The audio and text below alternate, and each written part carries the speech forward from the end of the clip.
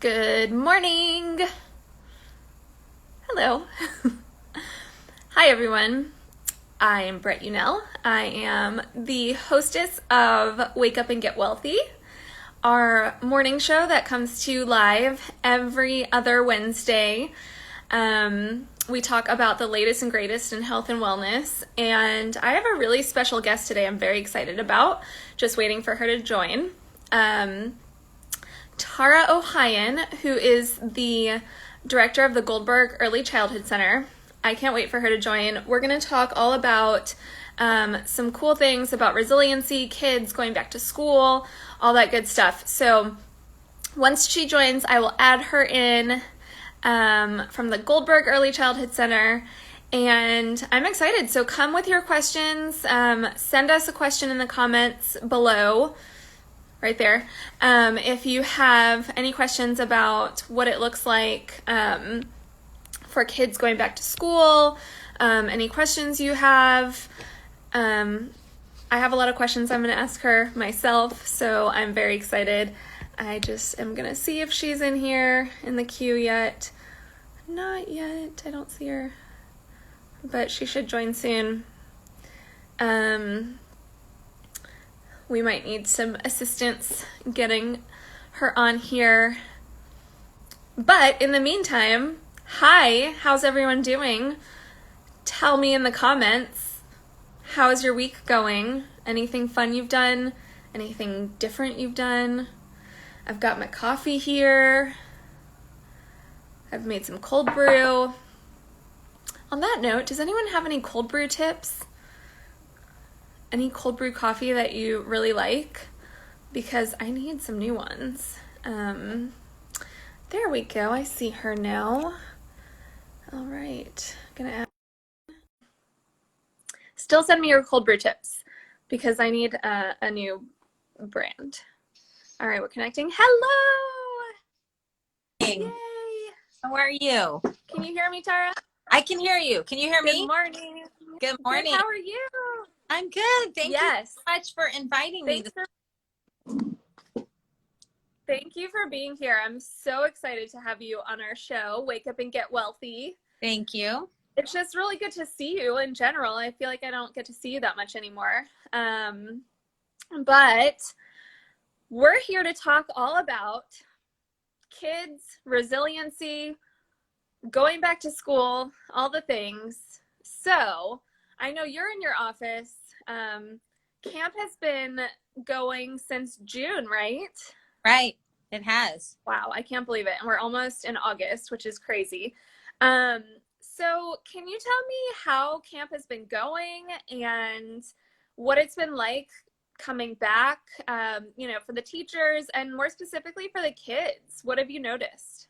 Yeah. Well, first of all, it is so good to see you. And also it's so weird to see people without a mask, actually. Right? Now everybody has masks and it's, you're so used to seeing that.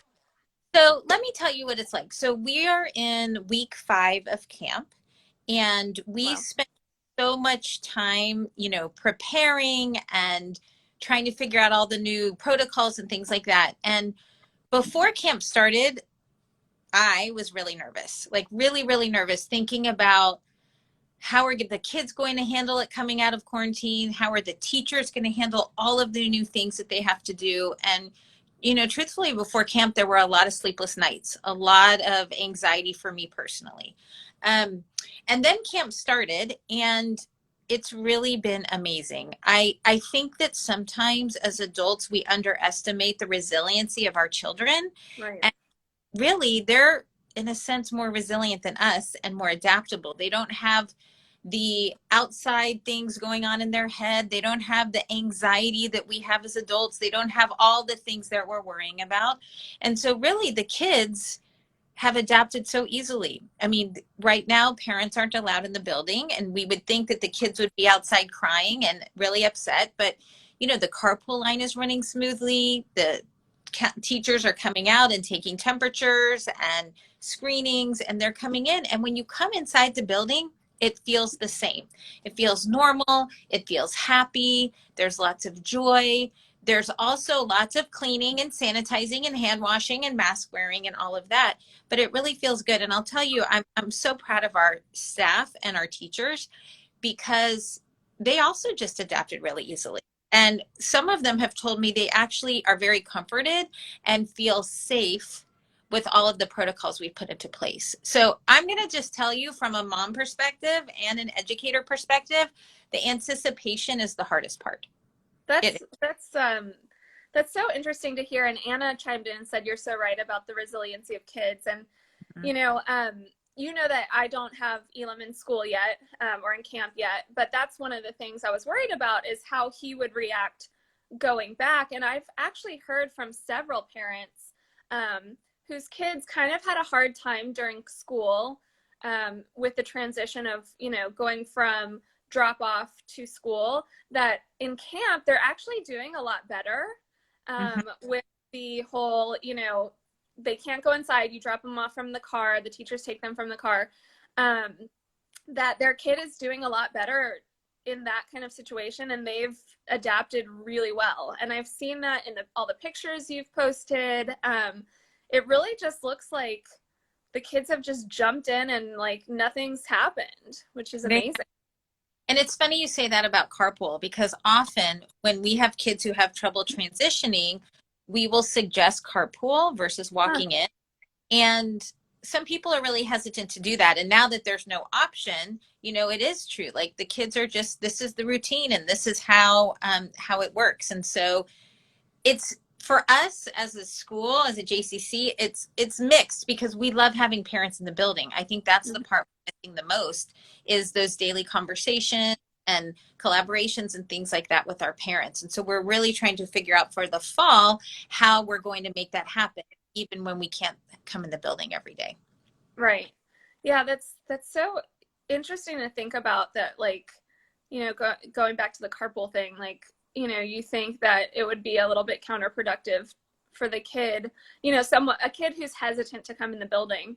But that's really a cool thing for anyone to think about whose child is maybe having trouble transitioning from going to the parent to in their classroom, Mm-hmm. that it might be something worth trying. Obviously people don't have a choice right now, but in the future, if they're having trouble transitioning, that might be a good tactic for them, which is really interesting. I know I personally miss being in the building and being around everyone, but I've loved seeing all the pictures. Elam will be coming back to school starting in August, so I'm so excited about that. So for me and for anyone listening, do you have any tips about coming back, what we should do? I know that you said the anticipation is often kind of bigger than the actual coming back, but is there anything we can do to prepare? Thinking as if, I have no idea what to expect, right? Mm-hmm. Right. And so I would say for the first thing, and probably Brett, I would ask you as with your wellness per hat, like what would you tell parents who are having anxiety about coming back, right? Because I think the first thing is we have to start with us. And Yeah. my question would be, what would you share with parents who are having anxiety themselves? Do you have any good strategies that they could use? And let's start with the parents first, because I think that the children read Yeah. off of anything, you know? Yeah, I love that you say that because that's a really good point.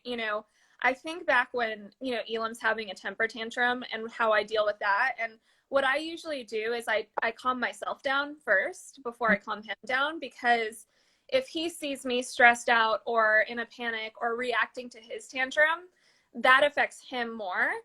So I want to apply that, I guess, to myself for coming back because I am anxious about it. I Mm-hmm. need to work on myself first and get myself in the right headspace. Um, and to do that, I would do some mindfulness, honestly, and work on, breathing, getting myself reoriented, having some awareness of, okay, what am I feeling? You know, looking at all of those emotions and thoughts that come up without judgment, and then just kind of assessing them, bringing myself into the present moment. I would even say, before drop off the first day, doing a meditation in the morning for myself and maybe even with Elam, so that I can kind of bring myself into the present. And so I'm calmer, and then hopefully he'll be calmer, if that makes Yeah, it makes sense. And I think for us too, like, for me, it's always in the moment, taking those few deep breaths. And I Yeah. think especially that first day and leading up, we as adults are going to have anxiety. It's normal. I'm calling this the COVID roller coaster, right? We can be Yeah. and this is how our emotions are. And I'm finding my emotions more intense than they've ever been on one extreme or the other. And so I think really getting in your mindset that you're going to be positive about coming back to school, talking about it, even walking through the routine, talking through the routine, mommy's going to drive up. They're going to come, they're going to hello, they're going to be wearing a mask. They're going to take your temperature and you're going to walk in, those types of things. And so really preparing them, finding out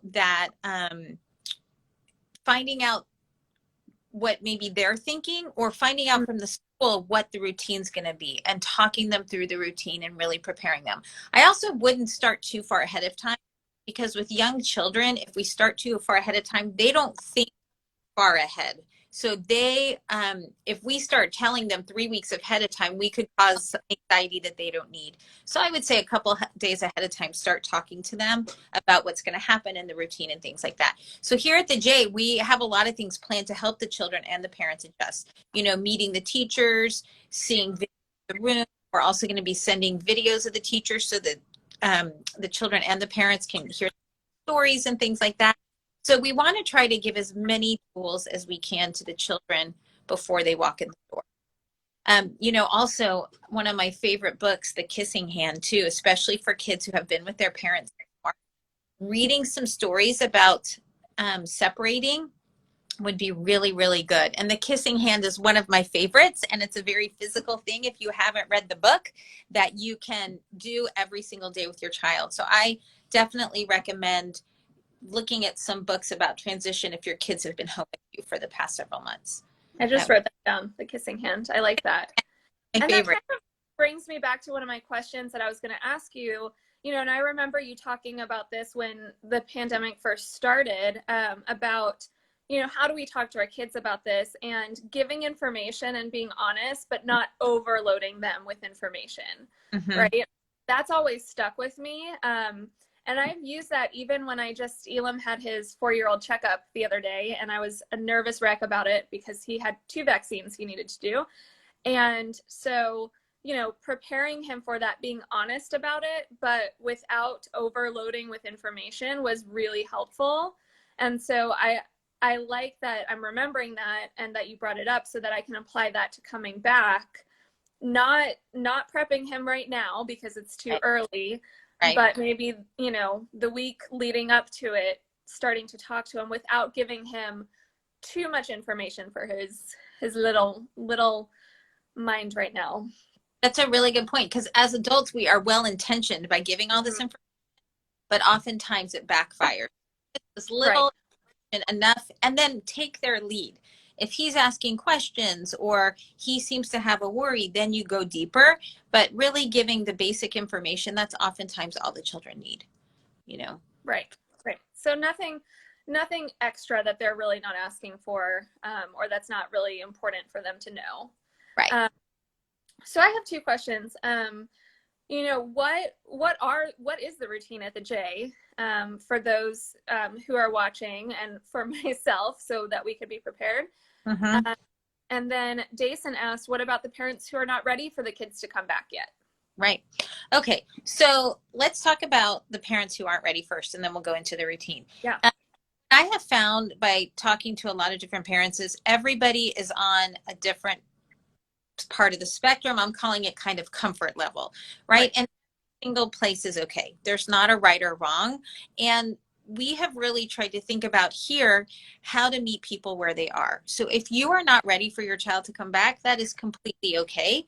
We will be here when you're ready. And at the same time, we've also created some great programming that is at different comfort levels and in different spaces for people who might want to dabble a little but aren't ready. So we have a lot of people who are signed up for school and are ready, and maybe people who are not quite ready but still are going to send their kids to school.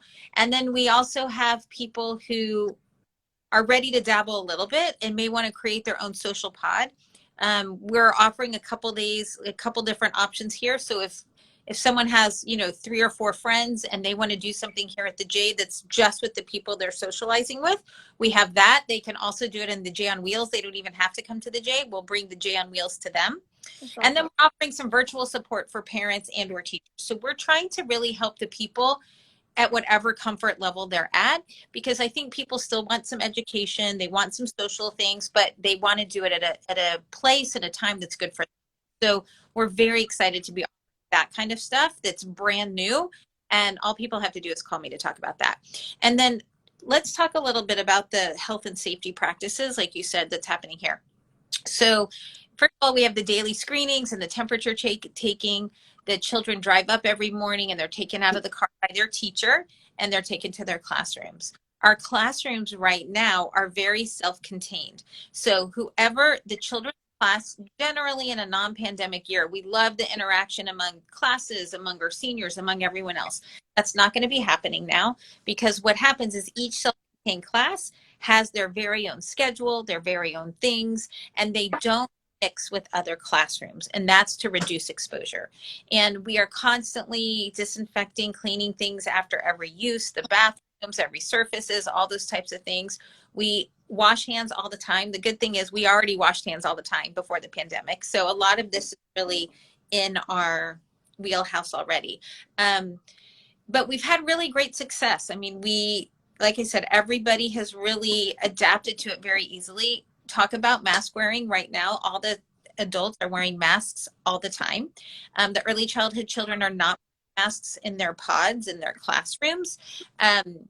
We've really looked at what the guidelines and things like that, and that's what we're going with now. So children do not have to wear masks in their classrooms with their, what we're calling, families. And so there's just so many different layers. We're also reporting symptoms to parents. I mean, we believe here at the J about transparency. Like, we are going to tell the parents everything. If somebody reports a fever that is probably not COVID, but it's probably a virus, we're going to let everybody know. So we want parents to know we're always going to be transparent with them about any health and safety, for sure. That's amazing. It sounds like y'all really have thought of everything there is to think of. I know that, things are changing all the time, and it's pretty amazing to know that, we've never experienced something like this before. So there's no way to know how you're going to feel, right? Like, and even with things changing all the time, there's no way to know even how you're going to feel next week. And so the fact that y'all have all these different options for people, number one, is amazing. So that really, wherever you are in your thinking, you can find something that's going to work for you. Mm-hmm. And then just knowing everything that you're doing at the school, I mean, personally makes me feel better, to know, for safety. I was talking to Elam's teachers. We did a drive-by birthday party for him, and they were saying how shocked they were that how good all the kids are at washing their hands, which is really awesome. I mean, I feel like Elam is better at washing his hands than I am. I remember I had gone to the bathroom, and I was still in the bathroom and just kind of doing something, and I hear from the other room, "Mama, did you go to the bathroom?" And I said, "Yes." And he goes, "Did you wash your hands?" And I was like, "Yes, I'm about to wash them." So it was so funny. So the kids really do pick up on these things. They really kind of, without understanding, the details of what's going on, I feel like they understand kind of big picture, what's going on and what they need to do. So that's really kind of cool to see. And I think this is just going to become a way of life for the children now. I mean, some of them are not going to remember what it was like without wearing masks. And I think that, like I said earlier, that they've adapted so easily to all of these things. I think a lot of people were fearing are they going to be scared of the teacher in masks? Are they not going to be able to read emotions? I mean, it's been okay. I think the hardest thing for me now, wearing a mask every single day, is sometimes you can't hear people because the mask is muffled. And so I feel like we're constantly saying, "I can't hear you. Can you say that louder?" That type of thing. But I personally am just so impressed about how everything's gone. And for me, with my own children, I feel like a little more comfortable with them getting out there because now we've been living it. Mm-hmm. Feel really comfortable with what we're putting in place for school because at the GCC we've been living this. You know, Right. we've been it for a long time now, and we've been out there and we've been practicing the policies and the protocols and the procedures, and we have them down. And so I feel really good that we're not going to be opening our doors on the day of school and saying, how is this going to work? So I feel very confident for opening school. And then, you know, everybody's going to need some support. So I encourage parents to let us know, let their teachers know, you know, maybe some insecurities they might be having, but we're here to talk and support in any way that we can. Yeah, and I definitely see that. I mean, you are always open and available to talk.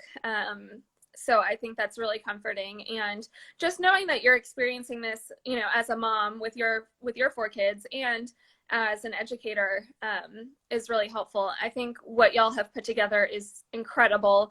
I am personally very excited to send Elon back in August. Wondering if anyone else here has questions. I'm going to kind of just recap a couple key points that we talked about. Tara, if you have any more thoughts, please chime in. Okay. We'll just see if we have any questions, and then we'll head on out. This will be available on our Instagram page, so you can come back and watch it. There's a lot of good, valuable information in here, like how to prepare your child for going back. You know, talking to them, being honest about it, not talking to them too far ahead of time, but maybe the week leading up to going back. Giving them information they need, but not overloading them with information. Talking to them about the routine coming back, which the JCC, GECC has down. They do the temperature checks. They drop them off in carpool. The teacher takes them into the classroom, so they have a really good routine going in there. So a lot of good stuff. And let's see what we have here. I see that Clear Life is on here, which is awesome. And they said, I've been so impressed with what you're doing, Tara. Thank you. Dason put the link for GECC in here with all the information. I know that y'all have been working really hard on getting all the information up. The website looks amazing. So jccdallas.org/GECC. Jan, hi Jan, says thank you, great information. So I'm feeling really hopeful about going back. It's awesome to know how confident you are, Tara, and you know how things have actually been going at school. So thank you so much for sharing all this information. And Brett, I think that also what we have to remember too is our children get very emotional for us, right? Mm-hmm. So we may see a lot of emotion before school starts, right when school starts, that is displaced, new things, and that's very normal to happen. Like the anxiety may be there for the children and it may come out in their behavior. Mm-hmm. Like during the first week of school, you know, think about that. If they have been home with you since March, it is going to be hard for them to think about leaving you. Now, the thing is, once they're here in the room, they will be fine, but you may get some of that. All parents may get some of that behavior at home because it's a change, it's a transition. And so one of the best things to do is not to go there with them, but really to reflect their feelings, because there could be a lot of coming out at home. You know, wow, you seem really angry. Oh, maybe you're nervous about going to school. Really trying to reflect, and when you can name their feelings for them that they can't do yet, that really helps. So you must be feeling a little nervous to leave mom, you know, those types of things, and not getting into the emotion and feeling sorry for them or nervous or anything. Just normalizing that we're all emotional, and really reflecting their feelings is the best thing you can do.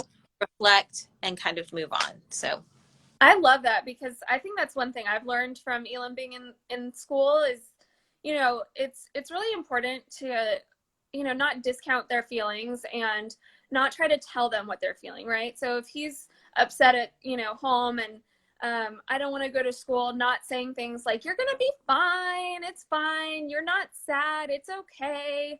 You know, just empathizing with them. And I love that, reflecting back their emotions and trying to help them understand what they're feeling. That's been something really helpful to me that I've learned from school, that I've been using with him. And I think that's really helpful in building that kind of character for kids as they get older too, understanding their emotions. So I'm really glad you mentioned that. And I find that it helps to keep me calm too when I, you know, it is right. right into that with them. So Right. You don't take that on yourself. You right. just try to help them understand. Awesome. Well, this has been so valuable to me, hopefully to everyone listening and to everyone who's going to listen in the future. I'm excited to see you, Tara. Thank you so much for joining us. Thank you for Really having me, Brett. appreciate you. Thank you everyone for joining us. Yes, and we'll see you in 2 weeks. And if you have any questions, just send us a message and we will definitely get back to you. So thanks, guys. Good. Thanks, Tara. Bye. Bye. Thank you.